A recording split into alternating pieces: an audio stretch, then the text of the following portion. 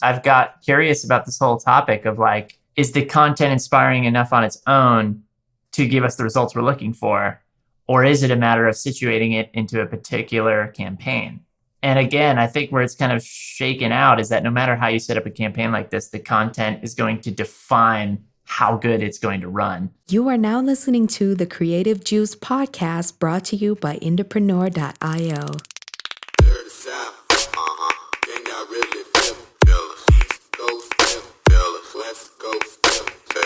What's up, Indies? Welcome back to the Creative Juice podcast. This is episode 255, where we're going to be talking all about social media and streaming and why those two things are or can be a marriage made in heaven. I'm your host, Jack McCarthy. With me is my awesome co-host, Mr. Ed Isola. Ed, what's up, dude? I'm kicking it. I know you said last week Jesse's back for round 2, so let's hear his new nickname. We've got Jesse back for round 2, talking about social media, Spotify growth, and building a cultural movement with your fans. I'd like to welcome back the grand poobah of Glitch Pop, Mr. Basic Printer, Jesse Gillen Walters, our IndieFounder coach and IndieX account strategist. Jesse, welcome back to the show. I'm Googling that right now. Wow. Yeah. Thanks. I don't know what to do with that. It's too good. I don't have enough gratitude in me to match that intro.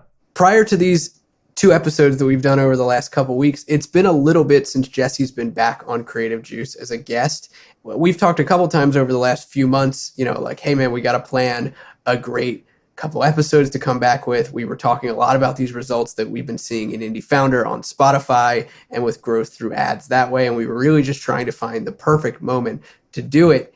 And we're so excited to have Jesse back on the show. I'm very excited. And so I needed to make sure that we had the warmest possible Creative Juice welcome ever. And so I'm glad that it's checking the boxes for you, man. Last week, we talked a lot about streaming growth, what you guys are doing over in Founder with our IndieFounder clients and students, and how we're helping them grow not just their streams and listeners and followers on Spotify, but also a swarm of new fans at the very, very top of the buddy system. And as we were talking about this kind of pre-roll and ahead of recording this episode, we were talking about why you think there's such a strong corollary between attention on social media, and in particular right now, Instagram Reels and TikTok, and how those kind of cultural elements drive a fan to actually want to go stream as opposed to just getting, cheap, endless clicks. And I think this kind of cultural idea is a really important one to talk about. So I'm excited to spend some time in this episode diving into it together. I agree wholeheartedly. I think it's an important distinction to make. So I'm glad to kind of get into the details with you both. Well, let's dive into it. We've talked plenty on the show about how great content, what it really aims to do at its very core, besides entertaining people and getting them into the thing that they're watching, is really trying to create cultural movements. And there are a lot of signs and symptoms that come with that online when it happens. And we've talked about this, from the very beginnings with the Fan Finder method when it comes to creating really, really great viral content. But it was interesting when we were talking prior to recording this about some of the insights that you had. So I'd love to kind of unpack your theories and ideas of what you're seeing right now in a lot of the campaigns we're running and what you're testing on your own as well to kind of validate them. Cool. Yeah. So again, to those that listened last week, kind of what I laid out was a simple campaign approach for taking Instagram Reels content, aiming it at a Spotify link, and in doing so, kind of grow your Instagram and your Spotify at the same time. Now, I've done this for myself, maybe $2,000 of spend all together, maybe a little bit more than that, and then even more. This is for my own project, and then even more for students, obviously, all together, if you were to count all that up. And one thing that I see that's common across all of them is that, and this is natural, but every click you get on this ad in the way that we run it does not correlate to a stream, of course. Now, part of that is just that people click and then they don't actually click the play button on Spotify, or they do and it doesn't hit the 30-second mark, and thereby it doesn't give you sort of a stream on the other side of the reporting. But that aside, you also have plenty of people that are kind of in the comments saying, hey, is this song on Spotify? Despite your best efforts to sort of put the button down there and label your audio correctly and everything. And it became clear to me that like, hey, it's possible that this effect we're seeing on Spotify when you run this campaign, it's kind of a crapshoot whether it's coming from the clicks or not. Because it could be that all your streams or 90% of them are coming from people outside of people clicking the button. And it could be that all the people clicking the button are not actually giving you a stream on a given day. So it became clear to me that there was a variety of signals that were resulting in a Spotify reaction. And so I guess, I want to kick it back to you both before I kind of talk about more in depth how I'm looking at that. But yeah, I thought it was really interesting that we're running a campaign aimed at Spotify, and probably the most common comment you get is, hey, can I listen to this somewhere? What's the name of this song? Is it on Spotify? Indicating that people aren't necessarily lucid to the fact that it's an ad or that there's a button on it, yet you're seeing results on Spotify. So yeah, I mean, have you both are you both kind of on board with that phenomenon? Do you see that as well in your marketing with other people? Yeah, I definitely am. And it's really interesting. As soon as you mentioned that specific comment of what is the song's name? Is it available on Spotify? That's something that we've seen a lot of over the years when it comes to any kind of advertising, whether it be, top of funnel advertising purely for video views, top of funnel advertising for traffic, kind of you name it across the board. When you start to see the ball rolling with the kind of engagement that you really look for in a viral quality kind of sense, that is something that comes up a lot. And I think you're right that it's really interesting that from a social standpoint, the click isn't the only signal of where the overflow and growth might start to happen. So yeah, I think that that's a really interesting concept and idea to explore. Yeah, I think like too what you're touching on is, this might have been the last episode we were talking about this, but like, oh, something goes viral on TikTok, but then people are still somehow able to piece together, well, this is here, let me go check it out over there. And I think kind of what you're getting at is that there are benefits to running these campaigns outside of just getting people to click over to your Spotify. And I totally agree with that. And I think it really adds to the whole story as an artist. And you're getting in front of new people, but like just having that content going and having great videos, like you said, and we talked about, if the creative is really great too, you can keep advertising and it's almost going to act as a reminder to your fans, but a one that they're going to enjoy versus like, why have I seen this ad 17 times? It'll be like, oh, nice. I love this video. Yeah. Another common comment I get, to your point, Ed, is like, every time I see this ad, I vibe to it or something, to where it's like, they're even indicating like, oh, I'm being hit several times with this ad, and thank you. I'm not mad about it. Also a good indicator. But yeah, basically, to kind of break it down into a philosophical sort of, look at it, you're running these videos, and for us, we're looking at Spotify as what we would call the key performance indicator, the KPI. And that's, not something we have to choose as our main, result. It can be all manner of other things. And so in doing so, we kind of became not singularly focused, but mostly focused on like, is this having a Spotify effect? Because if so, it's proving that there's more energy that the fan has to give by actually going to Spotify and streaming. And that's a good indicator of like very resonant content. But like at the end of the day, you've got all sorts of engagement on Instagram. You've got results on Spotify that can happen from this singular campaign. And the denominator of this whole thing is that you have a piece of content that makes, the person who receives it, pumped up and happy and excited and investigative and interested. And you're giving them all sorts of ways to let out that energy, basically. And yeah, so it become, when you kind of recognize that, it's not always the link click that you're looking at. it's everything in tandem. It's all forms of engagement, the link click, the shares, the saves, comments, and the Spotify reaction and the follows. And it's really like a unified effort. So there's not really a wrong sort of target to look at amongst all of those. And usually, one or all of them are going up with the kinds of campaigns we've been running. So this leads me to an interesting question, I think. And it's one it's a question and I'll say a marketing philosophy or a campaign goal or really a set of tasks that is much more challenging, really, than just saying like, oh, I need to optimize for cheaper clicks. Or, in some cases, some people like to use conversions campaigns with a bridge page in the middle to say like, I'm going to get more qualified Spotify clicks if I do this. And I optimize for view content, and they're trying to just continually get that result lower and lower and lower.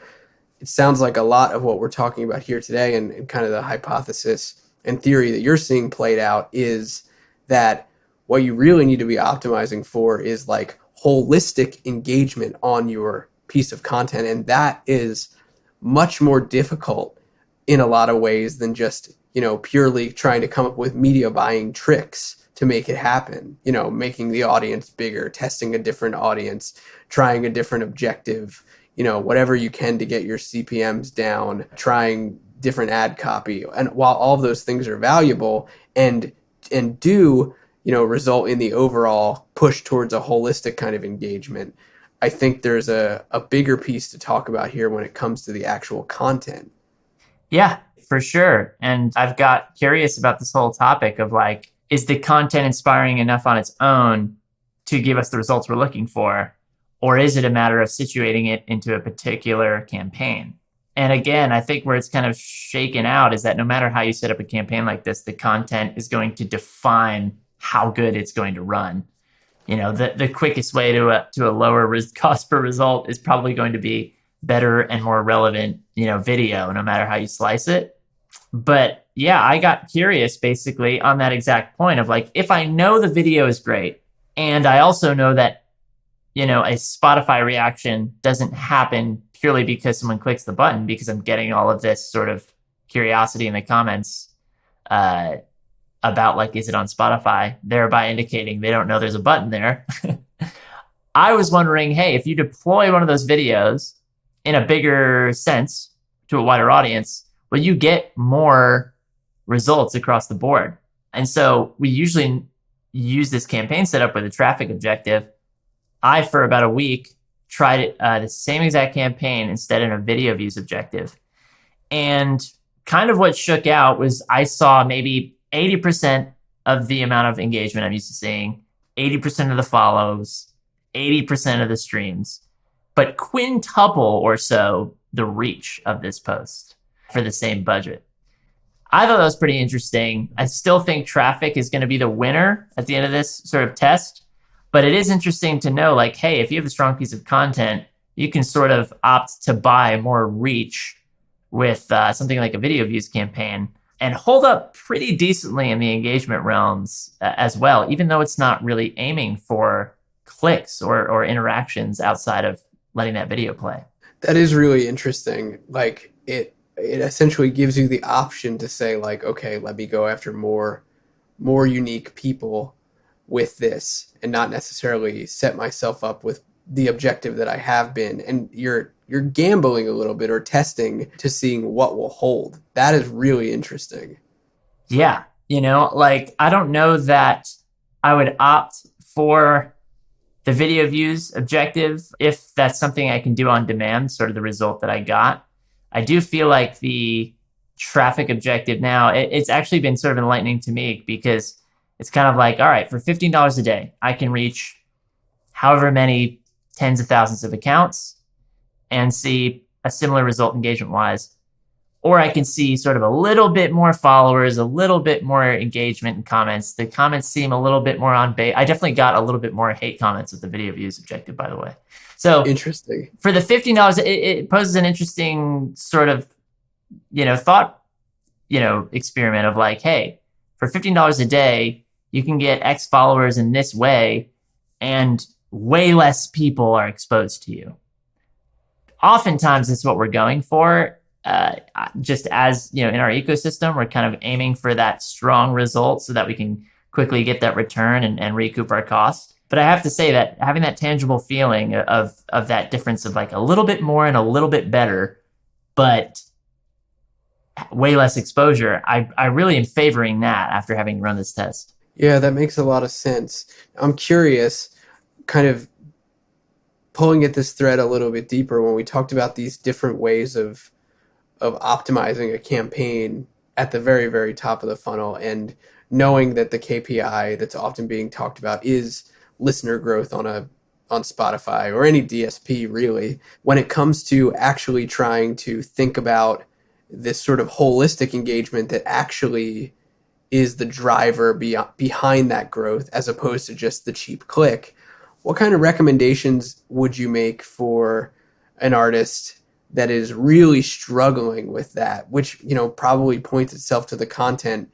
I would be curious to know what you would suggest as far as testing, as far as things to change, how to go about creating better videos, and really going at this in a more effective way. Because I don't know about you, but I get hit with ads constantly from bands and artists that, if I'm being honest, the content that's being advertised to me, I look at it and I'm like, man, they really have no business advertising this. Like, it's not very good. It's not native. Like, I'm going to skip over it. If anything, if I was a troll, I'd be more likely to comment and be a troll, but I'm not. But from an advertiser's perspective, like, I can see right out the gate that it's not doing what it needs to do. Yeah. Do you guys see that too? Like the same deluge of kind of stuff that's out there these days? For sure. I mean, I don't get it as much volume, but I of course scroll by your average sort of grown worthy music post now and again. Yeah. And I think like you see a lot of things, and I feel like people don't necessarily know that what they're doing doesn't make sense. And so that's like a leg up, but I do come across it pretty frequently. Seems like Jack comes across it the most, and then me, and then Jesse. Sadly for me, I guess. No, not to shade anyone, just to say, like, hopefully this episode can be a useful sort of like shake you out of that and get you going towards advertising something that will actually have the desired result for you. Yeah, I think like if I were to help someone in that position that doesn't, maybe they say out loud to themselves that they don't know how to do this, or they don't know that they don't know how to do it. But I think there's a pretty simple formula that you can start with to discover a decent content piece that you can then workshop as you maybe run it through kind of these campaigns we've been talking about this week and last week. But I think, like, for example, Ed is a great example of just doing a great and simple content piece that hits on what it needs to hit on, is repeatable, is sensible, and doesn't kind of take, like a vast blueprint to discover. And I think it comes down to just a few things, which is like, make sure your song is there front and center. Kind of don't dance around the fact that you're here to share your music. Find an element of your music, of this song, that's sort of has an emotional hook to it. Usually that's a lyric, but it might be like, an epic bass solo. It's just undeniable that it's, kind of hooky in that way.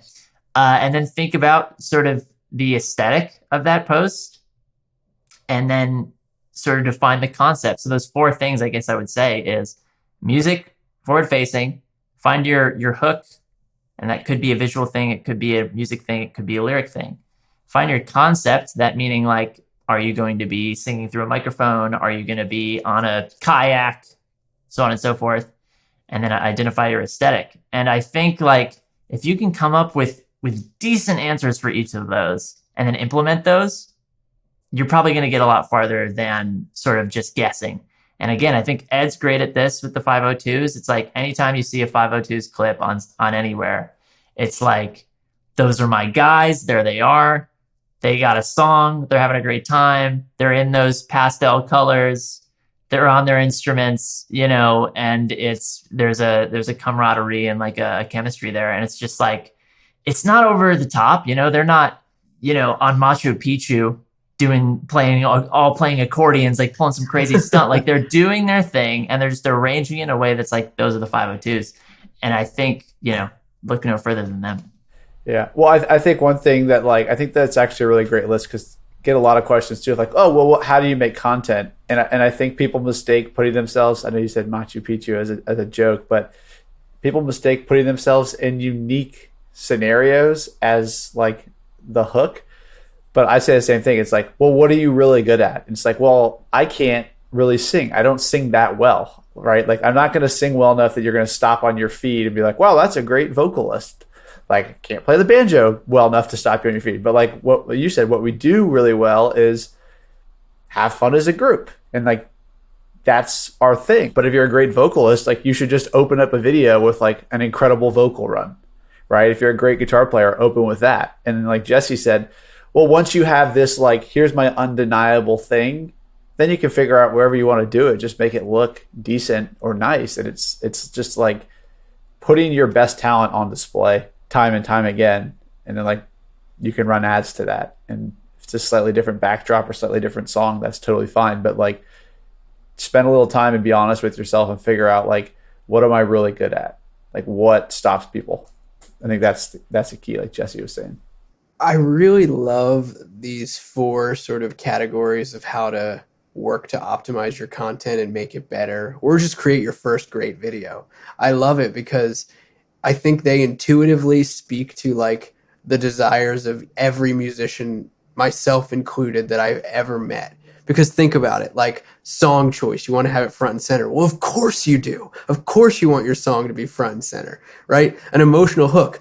Every artist I know wants their fans to feel something when they listen to their music, even if it's the most like party boy hip hop group you can imagine. I'm thinking of like LMFAO now. They want people to feel the party, right? So like the emotional hook right there, and then the aesthetic and the concept, like it's kind of feeding into the ego a little bit. And like I'm just teasing here, like I'm not meaning to be a jerk, but like every artist wants their ego stroked a little bit, like lean into the things that make you different. Like it almost gives you the green light or permission to go and be like, okay, now just go be your goofy self and like brag about it. Totally. And I think like this is something that comes up with coaching a lot too at the IndieFounder program, is like, I do think a lot of artists are too bashful. I think a lot of my students would benefit from an ego boost, like seeing themselves as a sort of superhero in this world of theirs. I think a lot of content is benefited from that once they, give themselves permission to sort of be loud and be upfront. Like, people enjoy that. They come, they rub off on that. So I also think, confidence precedes everything we're talking about. And, if you don't have that confidence automatically, get someone involved that can sort of make you feel more comfortable or bring that out of you. I do think that'll help you go pretty far. But yeah, the egoistic kind of piece, I do think to a level it's an asset, And I think, yeah, I agree. And I think you're right that like a lot of musicians are probably a little too bashful. And I think all of this kind of ties back into what we started talking about here today, just in general, like about social media and, outward growth somewhere else. It doesn't necessarily even have to be streaming, but since we're on the topic of streaming, like social media and what happens on social media and cultural movements, like what allows you to be visible and, attractive on social media, for lack of a better word. I mean, attractive truly in the sense of like being magnetic, like people see your piece of content and they're pulled to it and they're pulled to do something with it.